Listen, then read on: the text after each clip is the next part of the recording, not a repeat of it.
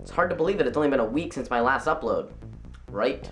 I'm so good at making videos on time. I'm just about to make this much anticipated, long-awaited Q&A video. Well, it's only a video. The Q's happened like 100 years ago, a week ago. So a while ago, I asked for your questions about gay sex, and I just got a lot of questions about gay culture. Some were vaguely sexual, but others weren't. So it's not a gay sex Q&A, it's just gay. Because as you know, I do a lot of undercover work as a trans person, you know, just swooping into gay culture and taking all their secrets and then giving them back to you. So after already wasting about 5 months, there is no need to waste any more time, so let's jump right into the first question. Hold up, you're a transsexual man and you like men? Yes. That is why I'm making this video, in fact. Next question, you don't look 12, you look 21. How old are you? 20. Very relevant. Just old enough to be gay. Right on the cusp, though. Which leads us nicely into our next question. Val, are you bi? Yes, I'm not actually fully gay. However, I seem to be almost always in the mood for men, and I have a boyfriend, so still qualified, I think. So now that we've gotten my life story out of the way, we can get to the real meat of the discussion. The next question asks about the top-bottom dynamic. Does a bottom only refer to the person being penetrated? Does a top only refer to the person penetrating? Or is there also language for the dominant person and the person being dominated? If there were a dominant woman in a heteronormative situation, assuming that she is indeed receiving the D, she might be called a little bit of a dominatrix. But in gay culture, we call those dominant bottoms power bottoms. Jazz hands included, or not included.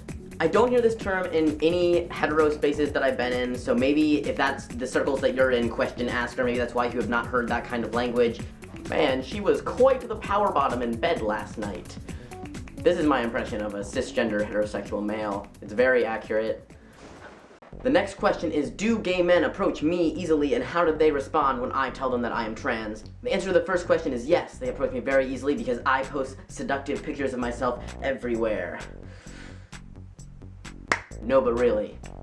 So some of you may have heard of an app called Grindr. This is an app on phones for exclusively men interested in men. So me being on that app means that whoever is talking to me is definitely looking for a man. They're not looking for anything other than a man, which is what they find in me. So for the second part of that question, which is how do they react when I tell them, I'm going to show you some real, actual conversation that I've had with men looking for men. It is not stated on my profile that I am a transsexual, so whatever intentions they have include me in it with a penis, so I don't have one. And they have to reevaluate their entire life, or just, you know, whatever they plan to do with me. Trigger warning or something, there are some raunchy ass people on this app. If you're offended by words that sex, then maybe, I don't know, something.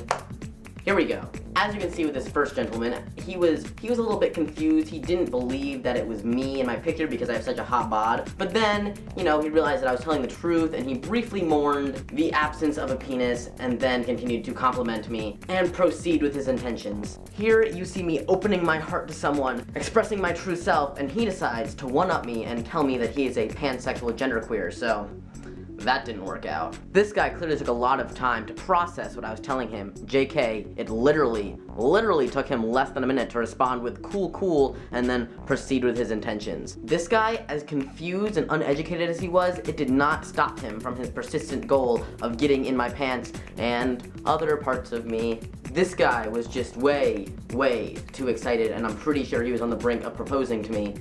I may have broke his heart. This is another example of that way too direct conversation that you grow to love on Grindr. Clearly put a lot of thought into what I just told him. It really affected his choices. And this one showed a surprising amount of empathy for my situation, and then was still interested. So that's a good one. I mean, keep in mind that Grindr is used primarily as a hookup app, so all these, like, incredibly sexual things you're saying, that's not people being rude. It's just, that's Grindr.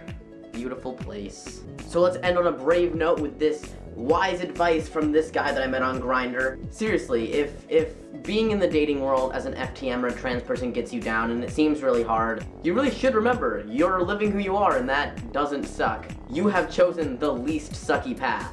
And not a lot of people can say that. So like I always do, I'm gonna try and keep making videos and stuff like that. There are actually an entire other set of questions, because I got a lot of questions for this video, so I'm gonna make another video more about gay stuff. But things are gonna happen sometime. I mean, this is happening now, so you know, whatever. It's just, we're gonna go with it. See you next time that I'm here.